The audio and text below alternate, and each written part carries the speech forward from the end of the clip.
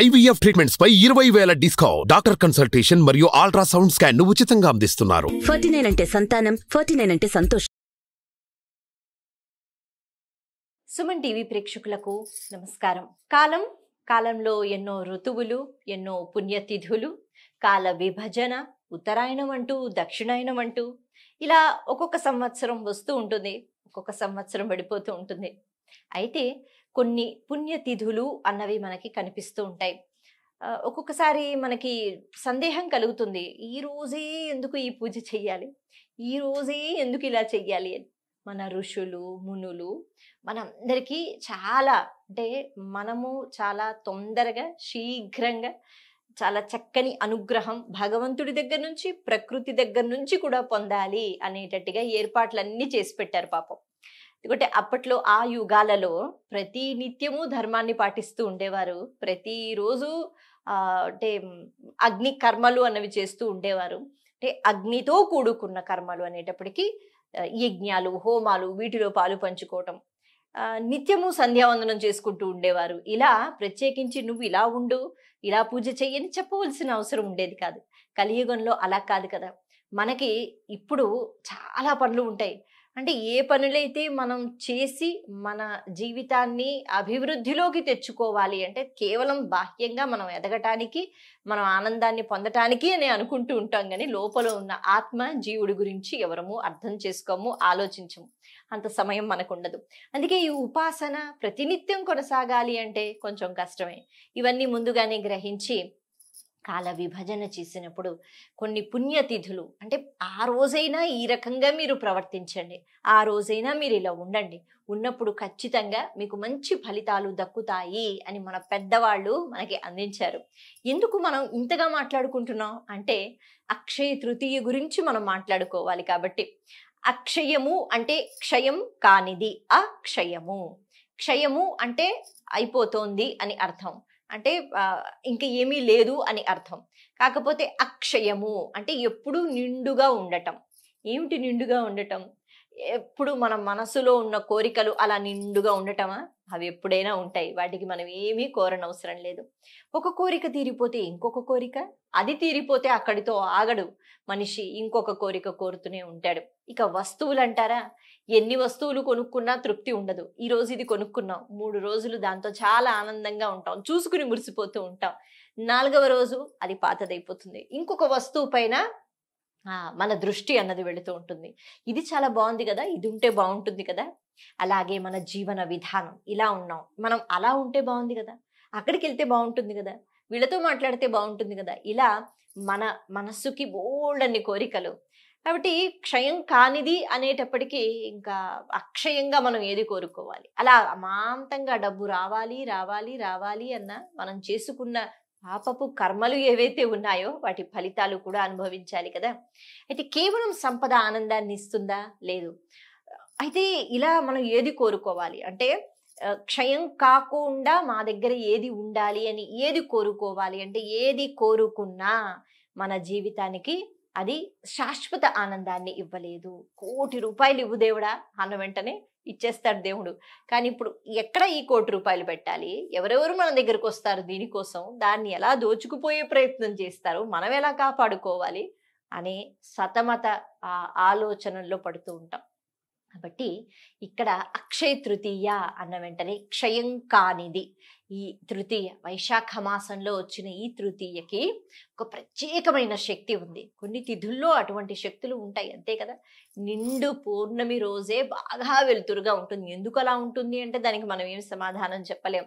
కాబట్టి కొన్ని తిథులకి ఆ ప్రాముఖ్యత ఉంటుంది. అయితే ఏంటి అక్షయ తృతీయ అంటే? క్షయం కానిది ఏముండాలి? ప్రతి జీవికి చాలా ముఖ్యము ఆకలి లేకుండా ఉండటం, అంతే కదా. మన మనుషులం, మనకి బోళ్ళని ఏర్పాట్లు ఉన్నాయి కాబట్టి మనం ఏదో ఒక రకంగా ఆ పూటకి ఏదో తినేస్తూ ఉంటాం, 4 పూటలు 5 పూటలు తెల్లేకపోయినా. కానీ ప్రతి జీవికి ఆకలి బాధ అన్నది ఉంటుంది, ప్రతి జీవికి దాహము అన్నది ఉంటుంది. మనం మనుషులం కాబట్టి బాగా దాహం వేస్తే మన దగ్గర నీళ్లు లేకపోయినా ఎవరినో ఒకరిని అడిగితే నీళ్లు ఇవ్వము అని ఎవరు అనరు, వాళ్ళు ఇస్తారు. కానీ వేరే ఇతరత్ర జీవులకి నీళ్లు కావాలి అని అవి నోరు తెరిచి అడుగుతాయా? కూతలు కూస్తాయి అంతే. బాధతో అటు ఇటు నీళ్లు వెతుక్కుంటూ ఉంటాయి. దొరికితే తాగుతాయి, లేకపోతే లేదు. ఇలా 84 లక్షల జీవులు ఉన్నాయి అని అంటారు. 84 లక్షల జీవుల్లో కూడా శ్రేష్టమైన జీవుడు మనిషి. మనకి ఏది కావాలి అంటే నోరు తెరిచి మాట ఉంది కాబట్టి అడుగుతున్నాం. ఈ ఆకలి దప్పిక అన్నవి ఈ రెండు ఎలాంటివి అంటే ప్రతి జీవికి అవసరం. ఒక చెట్టుకి కూడా నీరు అవసరం, లేకపోతే ఆ చెట్టు అలాగా చచ్చిపోతుంది, ఉండదు. అలాగే ఏ జీవి అయినా ఆకలి వేస్తుంటే, దాహం వేస్తుంటే ఆ జీవి బ్రతకలేదు. అయితే ఎందుకు మనం ఇన్ని విషయాలు చెప్పుకుంటున్నామంటే, మళ్ళా జన్మలో మనం ఏ రూపంలో ఉంటామో తెలియదు. కుక్కగా ఉండొచ్చు, నక్కగా పుట్టొచ్చు, పాముగా పుట్టొచ్చు, మనకి తెలియదు. ఏ జీవిగా ఉన్నా మనకి ఆకలి బాధ, అలాగే దప్పిక దాహం బాధ లేకుండా ఆ ఏర్పాట్లు అయ్యేటట్టుగా మనకి ఉండాలి అని మనం కోరుకుంటున్నాం. సరే, మనకు అన్నీ ఉండాలి అంటే మనం ఏదైనా చేస్తేనే కదా. నాకు బాగా మార్కులు రావాలి అని అనుకోవడం వేరు, దానికి నా సాధన ఏమిటి అన్నది కూడా భగవంతుడు చూస్తాడు. బాగా చదువుకున్నాను దేవుడా, కాబట్టి బాగా మార్కులు రావాలి అంటే ఖచ్చితంగా వస్తాయి. భగవంతుడు కూడా సహాయం చేస్తాడు. అందుకే ఏ జన్మలో ఉన్నా, లేకపోతే ఈ జన్మలో ఉన్నా, ఇప్పుడు ఇంత ఆనందంగా తింటున్నాము, హాయిగా ఉంటున్నాము, ఏమో ఎప్పుడైనా ఒక రోజు అలా రాకపోదా? చేతి నిండా డబ్బులుంటే సరిపోతుందా? సమయానికి ఆకలి వేస్తే అన్నం దొరకాలి, సమయానికి ఎంత డబ్బు ఉన్నా దాహం వేస్తే నీళ్లు దొరకాలి. అందుకే ఈ రెండు బాధల నుంచి విముక్తులం కావాలి అంటే ఇప్పుడు మనిషి జన్మ ఎత్తాం కాబట్టి ఆ రెండు అందరికీ మనము పంచి పెడుతూ ఉండాలి. అలా చేసినట్లయితే ఖచ్చితంగా అవి ఎప్పుడు క్షయం కావు, అవి అయిపోవు. అంటే ఈ జన్మలో అయినా తర్వాత జన్మల్లో అయినా ఎప్పుడైనా ఈ రెండు ప్రధానమైన బాధలు, ఇంకా తర్వాతవన్నీ వేరే వేరే, కానీ ఇవి లేకుండా ఉంటాయని చెప్పారు. అందుకే ఈ తిథి నిర్ణయం చేశారు. కాబట్టి అక్షయ తృతీయ రోజు ఏం చెయ్యాలి? అక్షయ తృతీయ రోజు వీలైనన్ని దాన ధర్మాలు చెయ్యాలి. అన్నం పెట్టడం కానీ, ముఖ్యంగా ఈ వైశాఖ మాసం అంటే మనకి తెలుసు ఇప్పుడు ఎండలు ఎలా ఉంటాయో, సూర్యుడు ప్రతాపాన్ని చూపిస్తూ ఉంటాడు. అటువంటి సమయంలో అందరికీ కావలసింది నీరు. అలా చేతనైనంత నీరు అందరికీ అందించటం, లేకపోతే చలువ చేసే పదార్థాలు, పానకం ఇవ్వటం, లేకపోతే మజ్జిగ ఇవ్వటం. అంటే ఇది వరకు అక్షయ తృతీయ రోజు చాలా ఎక్కువగా దాన ధర్మాలు చేస్తూ ఉండేవారు. ఇలాంటి పదార్థాలు ఇవ్వండి అని శాస్త్రం చెప్పింది కాలానికి అనుగుణంగా. ఈ సమయంలో అప్పట్లో అంటే ఇప్పుడైతే మనకి బోల్డని పరికరాలు ఉన్నాయి కదా, కానీ అప్పుడు విసినికర్రలు ఉంటూ ఉండేవి, వాటితోనే ఆ గాలి అన్నది వస్తూ ఉండేది. కాబట్టి విసినికర్రలు ఇచ్చేవారు, గొడుగులు ఇచ్చేవారు. చాలా మందికి కాళ్ళకి వేసుకోవడానికి చెప్పులు ఉండేవి కాదు, ఇప్పుడు అందరికీ ఉంటాయి, కానీ అప్పట్లో.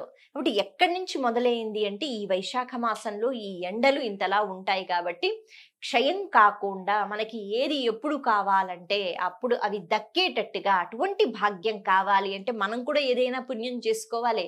అందుకే అక్షయ తృతీయ రోజు చెయ్యండి.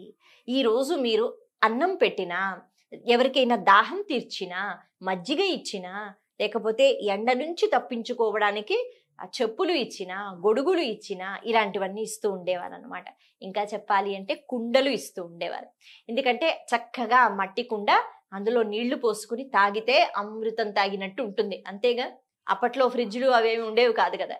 కాబట్టి ఇంత వేడిని తట్టుకోవాలి అంటే ఖచ్చితంగా ఆ కుండలో నీరు అన్నది శ్రేష్టం, ఆరోగ్యకరం. అంటే లేని వాళ్ళకి, అంటే బాగా ఉన్న వాళ్ళకి మళ్ళీ వాళ్ళకి మనం ఇచ్చే కుండ ఎందుకు, కాబట్టి లేని వాళ్ళకి దాన ధర్మాలు చేసినప్పుడు చక్కగా ఒక కొత్త కుండని కొని దాన్ని బాగా కడిగి అందులో ఒక రోజంతా నీరు ఉంచి, అంటే వాళ్ళు వెంటనే వాడుకునేటట్టుగా నీళ్లు ఉంచి మట్టి వాసన పోయేటట్టుగా అయిపోయిన తర్వాత అందులో నీళ్లు నింపి మరీ కుండలు దానం చేస్తూ ఉండేవారు. ఇవన్నీ చెయ్యాలి అక్షయ తృతీయకి. కానీ నేడు మనము బంగారం కొనుక్కోవాలి, ఎంతైనా కొనుక్కోవాలి, లేకపోయినా అప్పు చేసి మరీ కొనుక్కోవాలి, ఇంతైనా కొనుక్కోవాలి అని అనుకుంటున్నాం. అలా ఎక్కడా శాస్త్రంలో లేదు. అయితే బంగారం కొనడం అనే మాట ఎందుకు వచ్చింది? ఎక్కడో వచ్చి ఉంటుంది కదా. ఎక్కడొచ్చింది అంటే ఈ దాన ధర్మాలు చేసే క్రమంలో ఎవరికి వీలైనంత, అంటే అప్పట్లోని బంగారం అందరి దగ్గర చాలా ఎక్కువ ఉండేది, ఆభరణాల రూపంలో వేరే రూపంలో చాలా చవకగా ఉండేది, ఎక్కువ ఉండేది. కాబట్టి అందరు ఏం చేసేవారంటే స్తోమత ఉన్నవాళ్ళు ఒక పండితుడిని పిలిచిన, బ్రాహ్మణుని భోజనానికి పిలిచిన తాంబూలంలో ఒక కాసు ఇస్తూ ఉండేవారు. ఎందుకంటే వాళ్ళకి ఆ స్తోమత ఉండేది. బంగారము వెండి దానం చేస్తే మంచిది అనేవారు, కాబట్టి కొని మరీ దానం చేసేవారు, ఆ స్తోమత ఉండేది. ఇప్పుడు బంగారం దానం చేయటం అంటే మనకి చాలా కష్టం మనం గడుపుతున్న పరిస్థితుల్లో. అందుకని ఈ అలవాటు వచ్చింది. బంగారం కొనేవారు అంటే ఈ నీరు, అలాగే కుండలు, గొడుగులు, వీటితో పాటు బంగారం దానం చేస్తే మంచిది అని బంగారం కొని స్తోమత ఉన్నవాళ్ళు బంగారము వెండి కొని దానం చేసేవారు, అంతేగాని కొనుక్కుని వేసుకునేవారు కాదు, కొనుక్కుని దాచిపెట్టుకునేవారు కాదు. అక్కడ వచ్చింది ఈ పదం. రాను రాను మనకి రోజులు గడుస్తున్న కొద్దీ అది ఎలా మారిపోయిందంటే బంగారం కొనుక్కోవాలట, అక్షయ తృతీయ రోజు బంగారం కొనుక్కుంటే మంచిదట అంటూ కొనుక్కుని మనమే వేసుకుంటున్నాం. అలా ఎక్కడ శాస్త్రంలో లేదు, ఇవ్వమని చెప్పారు. కాబట్టి నిజంగానే స్తోమత ఉంటే ఇంతైనా అంతైనా బంగారం కొని ఎవరికైనా ఇవ్వగలగాలి. మళ్ళీ బాగా ఉన్న వాళ్ళకి కాదు, లేని వాళ్ళకి, అది వాళ్ళకి ఉపయోగం అయ్యేటట్టు.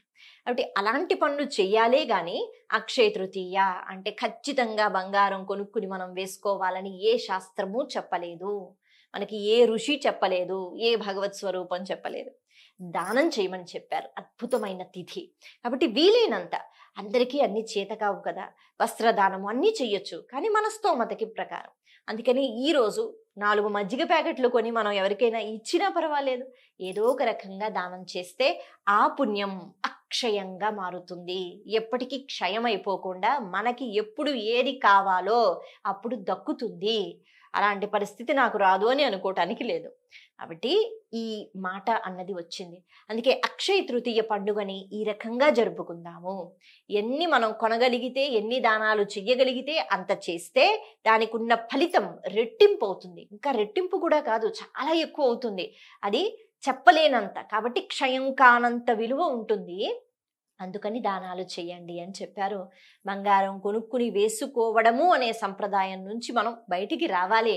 మనం కొనుక్కుని వేసుకోవచ్చు, కాకపోతే ఈరోజు ఎలాగైనా కొనుక్కోవాలి, దానికి మనం ఉన్నా లేకపోయినా పరుగులు తీయాలన్నది మాత్రం, దాని నుంచి బయటపడాలి. దానం చెయ్యాలి అన్న విషయం గురించి శ్రద్ధ వహించాలి. ఆ రకంగానే ఈ పండుగని మనం చేసుకుందాం. అక్షయ తృతీయ శుభాకాంక్షలు. నమస్తే. సుమన్ టీవీలో మీ పర్సనల్ అండ్ బిజినెస్ ప్రమోషన్స్ కోసం కింది నెంబర్కి కాంటాక్ట్ చేయండి.